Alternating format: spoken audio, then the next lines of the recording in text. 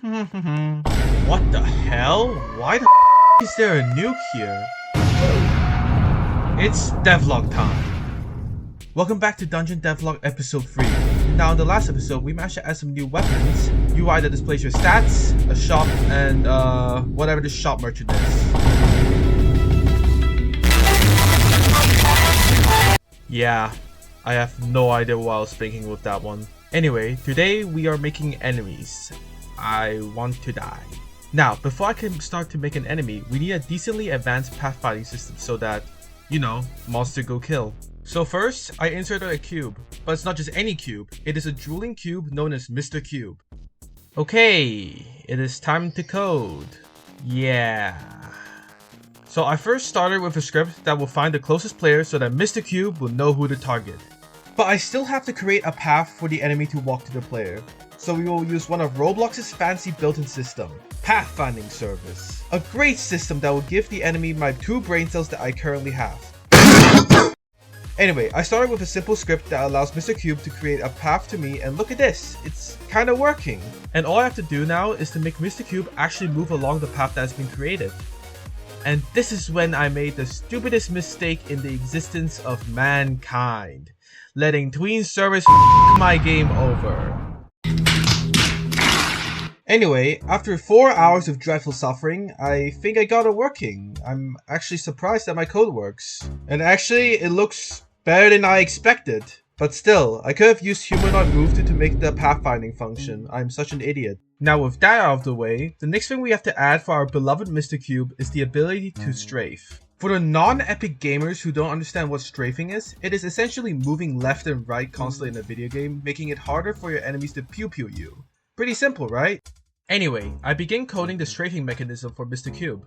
The idea is to generate a ring in an enemy's initial position, then select random positions within the ring to move towards. Okay, time to test it out. What the hell? Something's not right. My code actually worked. Just gotta fix some of the values here and there, and we have it. I can't believe I'm saying this, but Mr. Cube can strafe.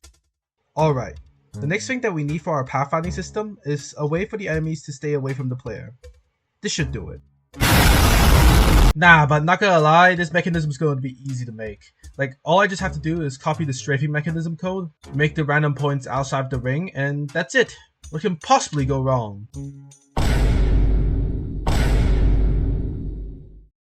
Why? Why are you like this? This doesn't make any sense. You're supposed to stay away from the ring. Even Mr. Cube is in the ring. Like, I don't even understand what's going on. Anyway, I finally got it working. The zombie is now avoiding me on purpose by trying to stay away from the ring. Totally didn't take me like 5 hours for this. I also coded some nice damage indicators.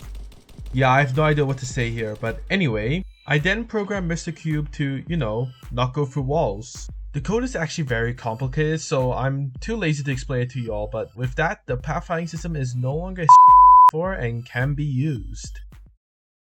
Alright, the next thing I have to do now is designing a custom hotbar because the Roblox one is not really that great. So I started drawing on my goddamn mind and I ended up with this. Yeah, it is quite boring, but maybe I'll redraw it again sometime in the future.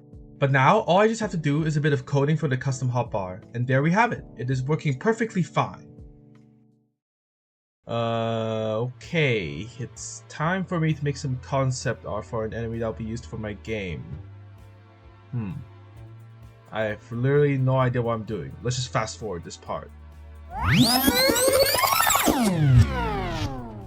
Okay, it's finally done. This has to be the worst concept art that I've made, and I still have to make this in Blender. I hate my life.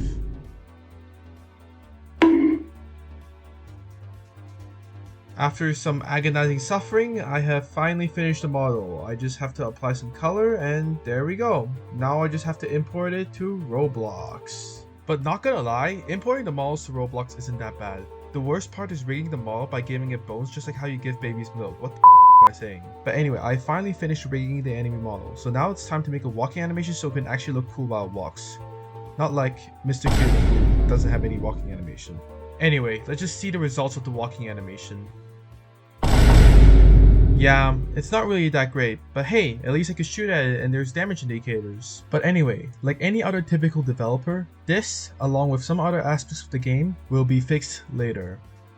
Okay, now it is time for me to design a map for the game, but if you think designing a map goes like this, woo! Insert part, rescale, haha, Control D, add floor, easy map completed. Then you're wrong! See this cube right here? How many faces does it have? 1, 2, 3... Okay, it's 6. But if I surround a map filled with cubes with 6 sides, then that's kind of stupid and my computer will die loading this many cubes when there are many rooms in the dungeon. So instead of that, I can just delete the unnecessary faces to make it better for performance, I hope. Now all I just need to do is add a wall texture. Yeah, f me. But anyway, after some painful hours of drawing and applying some shading, I finally finished making the wall texture and it's actually quite nice. I have also modeled the pillars so that there is some depth into the wall, but yeah, that's basically it. All I just have to do is to code it that the walls appear when the room loads, and there we go. It kinda looks ugly right now because I'm zoomed out currently, but I'm sure it'll be fine. Alright, after finishing the wall, it's time to design a jungle themed corridor so that players can travel between dungeon rooms. So I started designing this. I don't really know what to call it, but I'm currently dying inside and it looks cool. So it's now in the corridor. F you. I also added some hanging vines to give the corridor a more jungly vibe, but yeah, the next thing I really want to add probably deserves to be on another video. So I'll just end the devlog here. Have a nice day everyone.